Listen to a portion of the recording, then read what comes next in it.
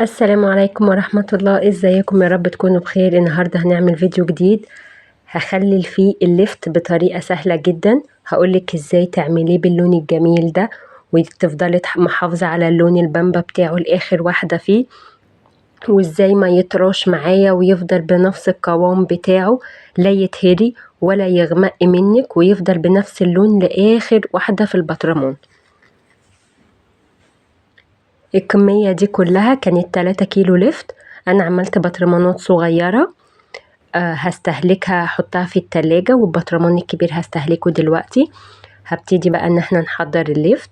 انا جبت الليفت وغسلته كويس جدا من الطينة اللي فيه وشلت الزيادات بتاعته كلها.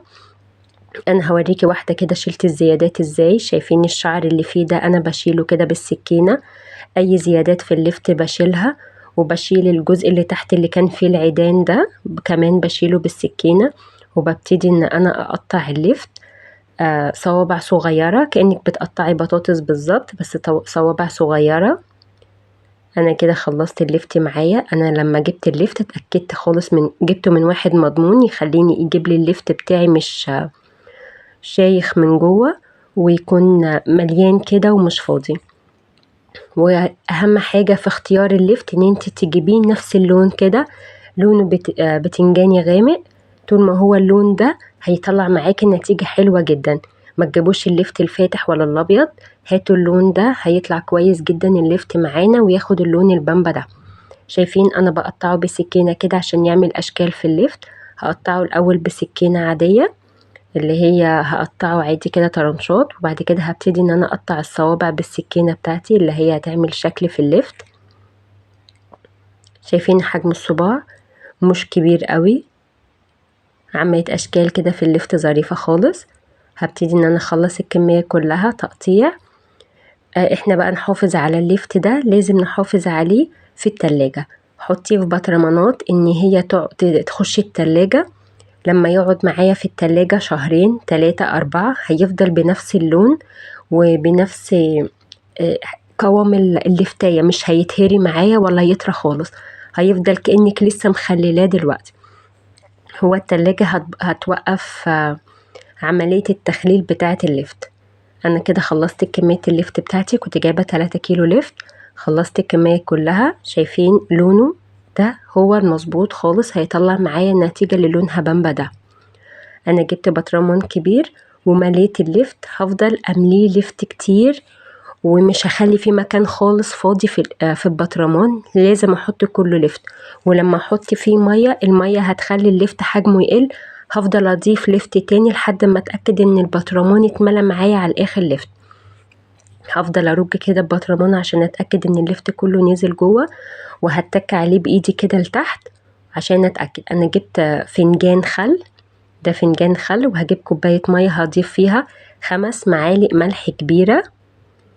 على البطرمان ده اخد معايا فنجان خل و5 معالق ملح. هحط الملح على المية وهدوبه، وبعد ما افضي الملح وازود البطرمان بتاعي كله مية على الاخر، انا هدوق المية واشوفها مظبوطة ولا لا، الحدقية بتاعته مظبوطة. انا مش عايزاه حادق قوي ولا عايزاه دلع، طبعا عايزاه مظبوط. انتوا لو تاخدوا بالكم في اخر البطرمان خالص، شايفين الخل بدأ يطلع لون اللفت؟ شايفين تحت خالص كده بدأ ياخد لون بامبا خفيف جدا. هو الخل ده اللي هيطلع معايا لون لللفت من غير البنجر خالص. انا مش هضيف بنجر عشان البنجر بيخلي اللفت يغمق معايا بعد اسبوع ولا اسبوعين كده، ما بيطولش معايا خالص اللفت وبيبدأ يسود. شايفين انا بقى بنزل اللفت ده لتحت خالص، مش بخلي فيه اي اماكن فاضية خالص في البطرمان. هفضل انزل اللفت كده كويس جدا لتحت. انا هعمل بطرمانات كمان صغيرة اللي هحطها في التلاجة، هتقعد معايا بالشهور، 4 5 شهور، مش هيقولك لأ، هيفضل بنفس اللون البامبا بتاعه ده، ومش هيطرى معايا خالص خالص خالص على ضمانتي والله.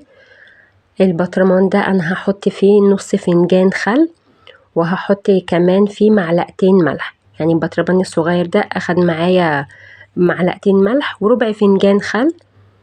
اول ما الخل بيتحط باللفت ده على طول بيغير لونه على طول. شايفين برضو هضيف وهدوق الملح بتاعه وشوفوا مظبوط ولا لا، عشان اتأكد من طريقتي انا عملتها مظبوطة ولا لا. زي ما قلنا ان احنا هنفضل ننزل اللفت جامد جدا في البطرمان، مش هخلي فيه اي حاجة فاضية،